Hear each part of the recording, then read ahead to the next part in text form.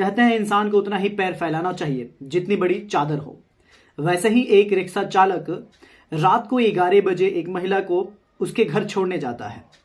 जब वहां पे महिला पहुंच जाती है, अपने घर पे जब महिला पहुंच जाती है तो महिला कहती है कि रात बहुत हो गई है, तुम यहीं पे ठहर जाओ, सुबह चले जाना। बाद में रिक्शा चालक कहता है कि नहीं, मैं चला जाऊंगा, लेकिन जो महिला है वो जिद करती है कि यहीं पे रुको, कल सुबह चले जाना, काफी रात हो गई है, तुम्हारे साथ कुछ भी हो सकता है। इस बात को सुनकर जो रिक्शा चालक है वहीं रुक जाता है। लेकिन बाद में जो घटना घटित होती है, आपको बता दें, उसके बाद की कहानी जान आपके पैरों तले जमी खिसक जाने वाली है। नमस्कार, मैं हूं राज और आप देख रहे हैं क्राइम दुनिया की। आज की जो घटना है, ये घटना है राजस्थान श्री गंगानगर की। राजस्थान श्री गंगानगर में वहीं का रहने वाला एक 26 वर्षीय व्यक्ति एक डेड बॉडी को घसीटते हुए पुलिस स्टेशन लेके जा रहा होता है। जब वो डेड बॉडी को पुलिस स्टेशन लेके जा रहा होता है तो गांववासी देखते हैं तो देखकर सभी सन्न हो जाते हैं और डरे हुए रहते हैं, लेकिन किसी की हिम्मत नहीं होती है कि उस व्यक्ति को बोले या रोके। बाद में वो व्यक्ति सीधा पुलिस स्टेशन पहुंचता है। वहां जाने के बाद पुलिस से कहता है कि ये बॉडी को रखो और मुझे अरेस्ट कर लो। पुलिस भी हक्के बक्के रह जाती है, वो सोचने लगती है कि आखिर कैसा व्यक्ति है, एक डेड बॉडी को लेकर आ रहा है और कह रहा है कि इसे अपने हवाले रखो और मुझे गिरफ्तार कर लो। आपको बता दें, जो ये व्यक्ति वहां पे पहुंचा होता है उससे पहले वहां पे 2 लोग और आए होते हैं। उसमें एक महिला होती है और एक उसकी बेटी, यानी कि 2 लोग पहले आए होते हैं। अब पुलिस इन बातों से अनजान होती है, आखिर हुआ क्या है, मामला क्या है। जब पूछना शुरू करती है तो उसमें की जो महिला होती है वो सभी कहानी को बताना शुरू कर देती है। दरअसल जो महिला होती है उसका नाम होता है सविता, और सविता की एक बेटी जो उसके साथ आई होती है उसका नाम होता है सुमन। सविता अपने आप को पब्लिक सर्वेंट भी बताती है और कहती है कि साहब, एक जरूरी बस से मैं अपने रिश्तेदार के घर गई थी। वहां से जब मैं स्टेशन से घर लौट रही थी तो रात के करीब 11 बज रहे थे। उस वक्त मैं सब किसी से मदद मांग रही थी, लेकिन कोई मेरा हेल्प नहीं कर रहा था। बाद में मैं जब स्टेशन से थोड़ी दूर निकली पैदल ही तो देखी कि रिक्शा चालक एक है वहां पे। बाद में रिक्शा चालक के पास पहुंचती है और कहती है कि मुझे घर छोड़ दो।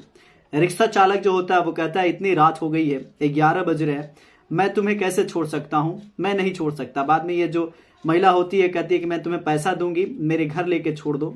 अब महिला अनजान बेबस 11 बजे रात को वो कहती है कि मुझे घर कैसे भी जाना ही है। तो जो रिक्शा चालक होता है वो कहता है कि मैं तुमसे पैसा ज्यादा लूंगा, अगर तुम पैसा दोगी ज्यादा तो मैं तुम्हें घर ले आकर छोड़ दूंगा। अब जो महिला है पैसा कहती है कि ठीक है, मैं तुम्हें पैसा देती हूँ। और उसके बाद से जो महिला है रिक्शे पे बैठ जाती है। रिक्शा चालक जो होता है सीधा रास्ते में चलने लगता है और उसके घर लेकर जाता है। जैसे ही घर जाता है तो करीब 12 बज गए होते हैं, 12:30। अब 12 बज गए होते हैं तो महिला कहती है कि एक काम करो, तुम यहीं पे रुक जाओ और सुबह होते ही चल जाना। रिक्शा चालक कहता है कि नहीं, मैं चला जाऊंगा, लेकिन ये जो महिला है वो जिद करती है कि तुम आज रात यहीं रुक जाओ और कल सुबह होते ही अपने घर चले जाना। अब जो ये सविता है इसकी शादी तो हो गई होती है, एक बेटा भी होता है, एक बेटी भी होती है, लेकिन इसके पति का डेथ हो चुका होता है करीब 5 साल पहले। तो ये सविता एक विधवा औरत होती है। अब क्या होता है कि रिक्शा चालक रुक जाता है और रुकने के बाद उसके घर पे आराम करने लगता है। करीब 1 और 2 बजे की रात की बात है। जो औरत है इसके मन में अजीब से विचार आने लगते हैं। ये शारीरिक संबंध बनाने की विचार करने लगती है और सोचती है कि मेरी जो शारीरिक संबंध है, जो मेरी शारीरिक इच्छा है वो पूरा नहीं हो पाती है।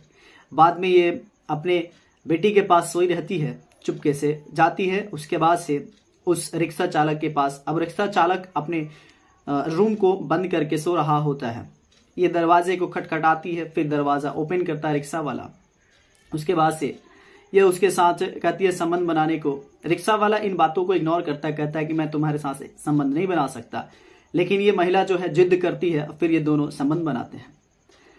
अब जो बेटी है वो जग चुकी होती है, वो भी अपने माँ को देखती है कि बेड पे नहीं है, तो फिर वो पहुंचती है वहां तो देखती है विंडो से जो महिला है वो संबंध बना रही है।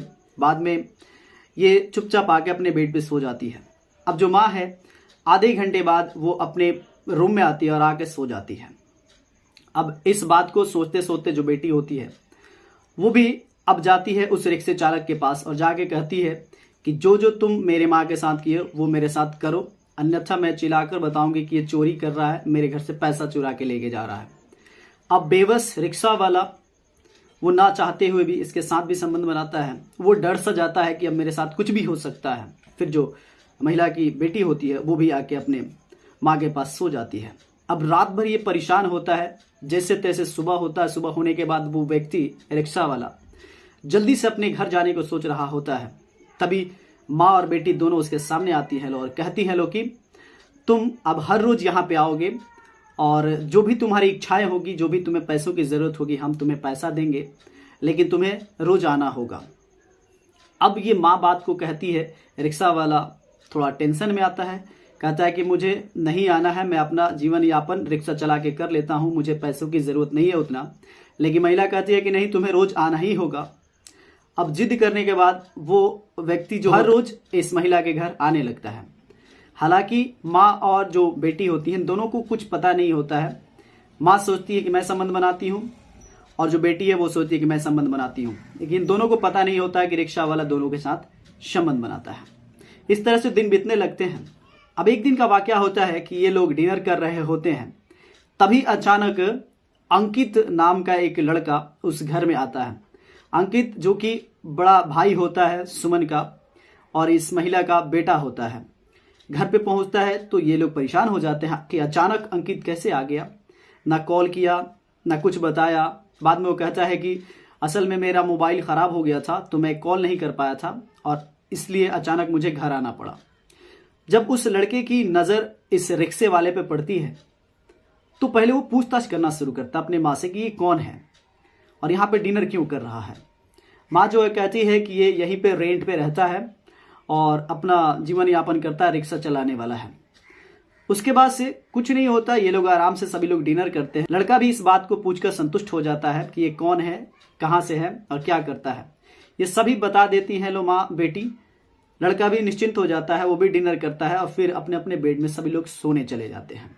अब इनकी जो लत होती है वो आदी होते हैं। फिर माँ जो है संबंध बनाने के लिए उस रिक्शा चालक के पास पहुँचती है। जैसे ही पहुँचती है तो इधर बेटी भी इंतज़ार कर रही होती है कि माँ कब आएगी। हालांकि माँ को पता नहीं होता है कि बेटी भी संबंध बनाती है।